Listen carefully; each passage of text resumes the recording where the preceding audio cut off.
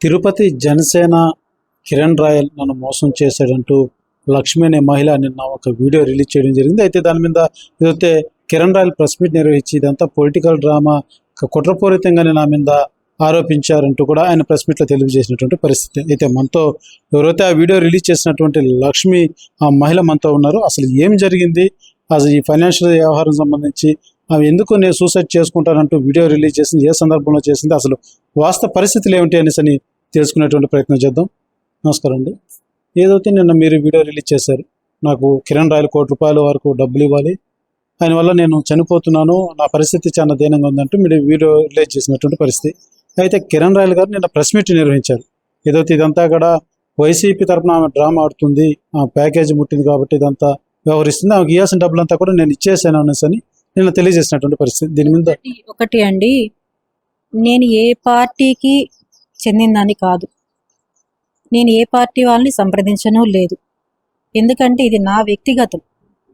నేను అతని చేతిలో నేను మోసపోయాను. నేను మోసపోయి ఎన్ని విధాల బాధలు పడ్డానో అన్ని విధాల బాధలు పడ్డాను. అతను ఇవ్వాల్సిన అమౌంట్ ఇచ్చేసాను అని అతను అంటున్నాడు రికార్డ్స్లో. నా వీడియో కూడా అతను చూపించాడు. ఈ వీడియోలు ఏవైతే ఉన్నాయో అన్నీ అతను బెదిరించి తీపిచ్చుకున్న వీడియోస్. దానికి కావాల్సిన సాక్ష్యాలు కూడా నా దగ్గర ఉన్నాయి. అతను కాల్స్ చేసి ఇలా నాకు వీడియో రికార్డ్ ఇవ్వాలి, ఆ వీడియో రికార్డులో నేను ఏం చెప్పాలి అనేది కూడా అతను మాట్లాడింది నా దగ్గర క్లియర్గా ఉందండి. వైసీపీ వాళ్ళు డబ్బులు ఇచ్చారు అంటున్నారు. ఎవరిచ్చారు, ఎందుకు ఇచ్చారు? నేను పోరాడుతున్నది 1,20,00,000 వైసీపీ వాళ్ళు ఇచ్చి 20 లక్షలు తీసుకోవాల్సిన అవసరం నాకు లేదు. అది కాకుండా ఎవరి డబ్బులో తీసుకునే అంత క్యారెక్టర్ నాది కాదు. నా డబ్బుల కోసం నేను పోరాడుతున్నాను. నా డబ్బుల కోసం నేను ఈరోజు రోడ్లోకి వచ్చినాను. ఇన్ని సంవత్సరాలుగా నాలో నేను మానసికంగా బాధలు పడి అతనికి అప్పులు చేయించి వాళ్ళందరూ ఇంట్లోకి వస్తా అంటే వాళ్ళకి సమాధానం చెప్పుకోలేకుండా ప్రతిరోజు నాకు ఇంట్లో పిల్లలతో నాకు గొడవండి, అప్పులలో రావడం, నువ్వెందుకు సమాధానం చెప్పాలి వాళ్ళకి అని చెప్పడం.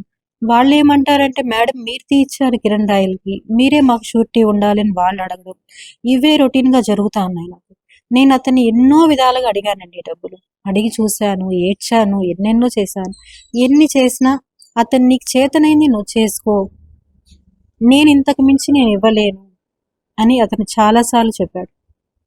అవ్వంతా చెప్పగా పోగా నా పిల్లల్ని చంపేస్తాను అని బెదిరించాడు. చంపేస్తాను, మీ అత్తామామల్ని కానీ, మీ మరిది వాళ్ళని కానీ, మీ అమ్మ వాళ్ళని కానీ అందరినీ ఆత్మహత్య చేసుకునేలాగా నేను చేస్తాను, రోడ్లోకి తీసుకొస్తాను అని చెప్పి అతను నన్ను బెదిరించాడు. అతను ఎన్ని బెదిరించినా కూడా నేను ఇప్పుడు భయపడదలుచుకోలేదండి. ఎందుకంటే న్యాయం నా వైపు ఉంది. ఇప్పుడు అతను రాజకీయంగా వాళ్ళ ఒక పార్టీ నడుస్తుంది, అతని పార్టీ నడుస్తుంది, ప్రజలందరికీ అతను సపోర్ట్ చేస్తారు చేయరు అనేది కూడా నాకు తెలియదు. నేనైతే న్యాయ పోరాటం చేస్తున్నాను. నేను మోసపోయాను, అతను నమ్మాను, నేను మోసపోయాను, అప్పులు చేయించాను, ల్యాండ్ అమ్మించినాను, అన్నీ చేసి ఈరోజు నా పిల్లలకి లైఫ్ లేకుండా చేశాను. నేను తప్పులు నాదే, కానీ నేను అతన్ని నమ్మాను, గుడ్డిగా నమ్మాను. అతను నా గొంతు కోసాడు. ఎంత ఇదిగా నమ్మానంటే అతని కుటుంబంలో వాళ్ళకి నేను తెలుసు, వాళ్ళ పాప మా ఇంటికి వస్తుంది, మా వాళ్ళ దగ్గర రాఖీ కట్టించుకుంటుంది, అవన్నీ ఫొటోస్ అన్ని సాక్ష్యాలు నా దగ్గర ఉన్నాయి. అతను నన్ను ఒక్కదాన్నే మోసం చేయలేదండి, నాకన్నా ముందు ఇంకా చాలా మంది ఉన్నారు అతను మోసం చేసిన వాళ్ళు. మీరు వినుంటారు ఆ రికార్డ్స్లో, నువ్వు ఇంకొక అమ్మాయి వచ్చినప్పుడు నువ్వు చూస్తున్నావు కదా, నువ్వు కాపలా ఉన్నావు కదా అని అతను వీడియో పెట్టాడండి. అందులో నేను కాపలా లేను. అతను వాళ్ళ వైఫ్ నాకేం చెప్పిందంటే, ఎవరు అమ్మాయి అంటే మా చెల్లెలు అని చెప్పింది. మా చెల్లెలు వచ్చింది ఇంటికి అని చెప్పింది, కానీ ఇంకొక అమ్మాయితో అతను రూమ్లో ఉన్నాడో నాకు చెప్పలేదమ్మ. సో అతను మాట్లాడిన దాంట్లో 90% అబద్ధాలు ఉన్నాయి. అతను ఈరోజు పొలిటికల్గా ఉన్నాడు కాబట్టి అతను ఏం చెప్పినా జరుగుతుంది అనే ఉద్దేశంతో అతను ఉన్నాడు. ఇంకా వైసీపీ వాళ్ళ గురించి అతను మాట్లాడింది చాలా తప్పు. నేను ఒక్క వైసీపీ వాళ్ళని అడగడం లేదండి, ఇటు జనసేన వాళ్ళని, వైసీపీ వాళ్ళని, టీడీపీ వాళ్ళని, ఏ పార్టీ అయినా సరే అండి, నాకు అండగా నిలిచి నా డబ్బులు నాకు తీసివ్వాలని చెప్పి నేను కోరుతున్నాను. అయితే ఆయన ఏదైతే ఒక వీడియో చూపించారు, నేను ఆమెకు అమౌంట్ ఇచ్చేసాను, ఆ వీడియో చూడండి, తర్వాత ఏదైతే అగ్రిమెంట్ మీకు ఆయనకు ఎటువంటి ఫైనాన్షియల్ సంబంధం లేదనేసి అగ్రిమెంట్ కూడా ఇచ్చినట్టు చూపించారు. నేను మీకు ఇంతకుముందు చెప్పింది కూడా అదే అండి. ఆ వీడియో రికార్డ్ ఏమంటే ఆ డేట్ కూడా నా దగ్గర ఉంది. ఆ డేటు 5 లక్షలు హోటల్ మినర్వాలో 5 లక్షలు ఇచ్చి అక్కడే సైన్ చేపించుకొని ఆ 5 లక్షలకేనండి 5 లక్షలకి సైన్ చేపించుకొని ఇంకొక 10 లక్షలకి ఆ రోజు అతను చెక్కు బాండ్లు ఇచ్చాడండి. అది ఆ రోజు జరిగింది. మీరు ఇప్పుడు చూస్తున్న వీడియో 5 లక్షలు ఇచ్చిన వీడియో మినర్వా గ్రాండ్లో ఇచ్చారు. అది ఆ రోజు జరిగింది. అంతే తప్ప అతను నా మొత్తం డబ్బులు నాకు అతను ఇవ్వలేదు. నా బంగారు కోసం నేను ఎంత గొడవ చేసినా నా దగ్గర లేదు అనే చెప్పాడు కానీ నేను ఇస్తాను అని చెప్పలేదు. ఆ నోట్లో కూడా 5 సవర్ల బంగారు ఇస్తాను అని చెప్పి నోట్ చేశాడు. అంతే తప్ప అతను ఇంకేం కానీ చెప్పలేదండి. ఓవరాల్గా చూసుకుంటే ఇప్పుడు ఆయన ఏమంటున్నారంటే ఫైనాన్షియల్ ఆమెకు నాకు ఎటువంటి సంబంధాలు లేదు, అగ్రిమెంట్లో సైన్ పెట్టింది అయిపోయింది, ఇది కేవలం అటు వైసీపీ డ్రామా ఆడిస్తుంది, లేకపోతే ఈమె పొలిటికల్ పార్టీలతో ఇన్వాల్వ్ అయ్యి నన్ను బ్లేమ్ చేస్తుంది అంటూ కూడా ఆరోపించినటువంటి పరిస్థితి. నాకు ఏ పొలిటికల్ పార్టీ వాళ్ళు తెలియదండి. నేను అంతకుమించి ఏ పొలిటికల్ వాళ్ళ దగ్గరికి నేను వెళ్ళలేదు, వెళ్ళాల్సిన అవసరం కూడా నాకు లేదు. ఎందుకంటే చెప్తున్నాను కదా, ఇది నా పూర్తి వ్యక్తిగతం. ఇది అయితే ఇదే రకంగా కొన్ని కేసుల్లో కూడా మీరు ఉన్నారని, ఆమె కిలాడి లేడీ అంటూ కూడా ఆయన వర్ణించారు. అది కూడా చెప్తున్నానండి. అతనికి నేను వేసిన ట్రాన్సాక్షన్స్ మనీ అతను ఎవరెవరికో చేయడం మీకు తెలుసో లేదో, అతనికి చాలా వ్యాపారాలు ఉన్నాయి, చాలా వ్యవహారాలు ఉన్నాయి. అతనికి నేను ఎప్పుడైతే ట్రాన్సాక్షన్స్ చేస్తున్నానో మనీ నా అకౌంట్లో అనఫిషియల్ మనీ పడడం, అది నేను ఇంకొక అబ్బాయికి పంపించడం వల్ల మా ముగ్గురు పేర్లు అనేవి అందులో వచ్చాయి. దానికి పూర్తి కారణం మిస్టర్ కిరణ్ రాయల్ అండి. అతను ఈరోజు దాన్ని పట్టుకొని అది కూడా నా పైన రుద్ది ఇలా పోలీసులు వస్తారు జైపూర్ నుంచి 2 రోజుల్లో ఆమెను తీసుకెళ్తారు అని మాట్లాడుతున్నాడు. దానికి కావాల్సిన ఎవిడెన్స్లు కూడా నేను ఇస్తాను. ఆ ట్రాన్సాక్షన్ ఎక్కడి నుంచి వచ్చాయి డబ్బులు ఏమనేది కూడా నేను చెప్పగలను. మీరు ఇదివరకు ఎందుకు మీరు పోలీసుని కన్సల్ట్ అవ్వడం, వీళ్ళు కలవడం, కంప్లైంట్ ఇవ్వడం లాంటివి చేసి ఉండొచ్చు? లేదు సార్, నేను నా పిల్లల గురించే నేను ఏ డెసిషన్ తీసుకోలేదు. ఎందుకంటే నేను ఈ రోజు కూడా బయట రావడం నా పిల్లలకి ఇష్టం లేదు. ఎందుకంటే నేను చాలా గౌరవంగా పెరిగాను, గౌరవమైన అత్తగారింట్లోనే ఉన్నాను. కేవలం ఈ ఒక్క దీని వల్లనే నేను అందరికీ దూరం అయ్యాను, నా పిల్లలు దూరం అయ్యారు. ఈ రోజు కూడా నా పిల్లలు నేను అడుగు బయట పెట్టడం వల్ల వాళ్ళు చాలా నలిగిపోతున్నారు. కానీ నాకు తప్పని పరిస్థితుల్లో నేను అడుగు బయట పెట్టాల్సి వచ్చింది. అది కూడా నేను బతుకుతాను అని చెప్పి నేను అనుకోలేదు. నేను చనిపోతానని చెప్పి ఆ తర్వాత అయినా ఆ డబ్బులు నా పిల్లలకు చెందుతాయనేసే నేను అనుకున్నాను, కానీ ఇంకొక విధంగా నేను అనుకోలేదు. ఇలా నేను మీతో అందరితో మాట్లాడతానని కూడా ఆలోచన కూడా నాలో లేదు. అదే అండి, అతను చేసిన మోసం మాత్రం మామూలు మోసం కాదండి.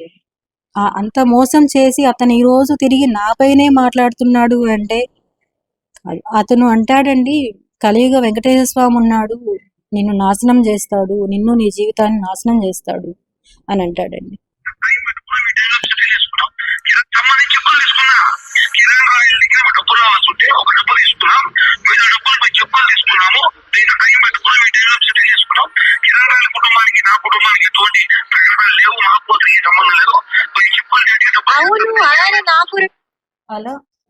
అలా అతను వీడియో తీయమని చెప్పి అతనే ఫోర్స్ చేసి మరీ వీడియో తీపిచ్చాడండి. ఇంతకు మించిన సాక్ష్యాలు నా దగ్గర ఇంకా చాలా ఉన్నాయండి. మనం ఏదైతే ఇవాళ ఒక వీడియో రిలీజ్ చేశారు, ఏదైతే చైన్ ఒకటి మీరు వేస్తున్నట్టుగా, అయితే దీన్ని ఎలా చూడాలి? వీడియో అది మీరు పెట్టిందేనా? అవును, నేను ఎవరికి పెట్టలేదండి. అది ఎలా వెళ్ళిందో కూడా నాకు తెలియదు. ఆ వీడియోలో ఉన్నదైతే నేనేనండి. అది ఒక రోజుకి జ్ఞాపకంగా నేను అతనికి ఇచ్చానండి. ఓవరాల్గా మీకు ఇప్పుడు ఎటువంటి న్యాయం కావాలంటారు? లేదైతే ఇప్పుడు ఫైనల్గా ఒకటి పొలిటికల్గా డ్రామా అనేసి అని ఆయన అంటున్నారు, మోసపోయినని మీరు అంటున్నారు. మీరు లీగల్గా ప్రొసీడ్ అవుతారా, పోలీసుని ఆశ్రయిస్తారా, లేకపోతే ఎటువంటి చర్యలు మీరు తీసుకోబోతున్నారు? నేను లీగల్గా ప్రొసీజ్ అవ్వాలంటే నేను ఎప్పుడూ అయి ఉంటానండి. నేను ఇది రాజకీయంగా నేను తీసుకోదలుచుకోలేదు. నేను అడుగుతున్నది ఏ పార్టీ వాళ్ళైనా ఎవరైనా సరే నాకు న్యాయం చేసేలాగా ఉంటే దయచేసి నాకు సాయం చేయండి. నా పిల్లల భవిష్యత్తు ఆగిపోయింది ఇక్కడ. అతనికి నేను ఉన్న డబ్బులు ఆస్తి అమ్మి మొత్తం అతనికి నేను పెట్టేశాను. నా పిల్లల భవిష్యత్తు నిలిచిపోయింది. మా పిల్లోడు కాలేజ్కి వెళ్ళాల్సింది నిలిచిపోయాడు. వాడి ఎడ్యుకేషన్ పాడైంది. బాబు సర్జరీ ఉంటే చాలా ఇబ్బందులు పడ్డాను. ఎవరు కూడా మాకు సహాయం చేసేవాళ్ళు లేరు. ఎందుకంటే నేను చేసిన తప్పు వల్ల, నాకైతే కిరణ్ వల్ల ఏదైతే నేను ఫేస్ చేశానో దానివల్ల నాకు అన్ని కుటుంబాలు దూరం అయిపోయాయి. అందరికీ నేను దూరం అయిపోయాను. దానివల్ల నాకు ఎవరు ఏం చేసేవాళ్ళు లేరు. ఈరోజు అప్పులు వాళ్ళు అతనికి తీర్చిన దానికి అప్పులు వాళ్ళు ఇళ్ళకు వచ్చి చాలా గొడవలు చేస్తున్నారు. ఇవన్నీ నేను భరించలేకపోతున్నాను. ఇవన్నీ భరించలేకుండా నేను చనిపోవాలని డిసైడ్ చేసుకున్నాను నేను. అంతే తప్ప నాకు ఇంకా వేరే ఇవి ఏమీ లేవు. నేను చేసిన తప్పంతా అతన్ని నమ్మడం, అతన్ని నమ్మి డబ్బులు ఇవ్వడం. 2014లో అతనికి పోలో కార్కి 5 లక్షలు ఇచ్చానండి. అదే విధంగా మొన్నటికి మొన్న క్రిస్టా కార్కి 11.5 లక్షలు ఇచ్చానండి. ఇవన్నీ కూడా అతను ఎక్కడా కూడా బయట రానివ్వలేదు. ఆ తర్వాత ఒక ప్రెస్ మీట్లో అతను చెప్పాడు, ఇలా అమాయకమైన మహిళను తీసుకొని వచ్చి నన్ను ఇచ్చేస్తున్నారు అనేసి. అతను ద్వారా అతనే కొన్ని బయట పెట్టాడు, నేనైతే బయట పెట్టలేదు. ఇవే చిన్న ఎగ్జాంపుల్స్ అండి. 2014లోనే నేను పోలో కార్ అతను తిరుగుతున్న రెడ్ కలర్ పోలోకి 5 లక్షల రూపాయలు ఇచ్చాను. అదేవిధంగా వాళ్ళ అవసరాలకి, వాళ్ళ పిల్లల స్కూల్స్కి కానివ్వండి, వాళ్ళ హౌస్ కన్స్ట్రక్షన్స్కి కానివ్వండి, దేనికైనా కూడా ఆ అవసరం ఈ అవసరం అని చెప్పి మాయ మాటలు చెప్పి నా దగ్గర డబ్బులు తీసుకున్నాడండి అతను. అన్నీ తీసుకొని ఈరోజు నాపైనే అభియోగాలు చేస్తున్నాడు అతను. ఇది ఎంతవరకు కరెక్ట్ అనేది నేను అతనికే వదిలేస్తున్నానండి. ఇదే ఇంటికి వచ్చి చాలాసార్లు తాగి వచ్చి బెదిరించడము చాలా జరిగాయండి. దానికి ఉదాహరణ ఇదండి. ఇదే ఇంటికి వచ్చి చాలాసార్లు బెదిరించి, ఎవరు వస్తారో చూస్తాను నేను, ఎవరున్నారు నీకు, ఏ పార్టీ వాళ్ళు వస్తారు అని చెప్పి చాలా ఆక్వర్డ్గా మాట్లాడిన సందర్భాలు చాలా ఉన్నాయండి. వచ్చి ఇది మా సీసీ కెమెరాలో రికార్డ్ అయిన ఫుటేజ్ అండి. ఇలానే చాలా ఉన్నాయండి. అర్ధరాత్రుల్లో వచ్చినవి కూడా ఉన్నాయండి ఫుటేజెస్. ఇలా ఎన్నో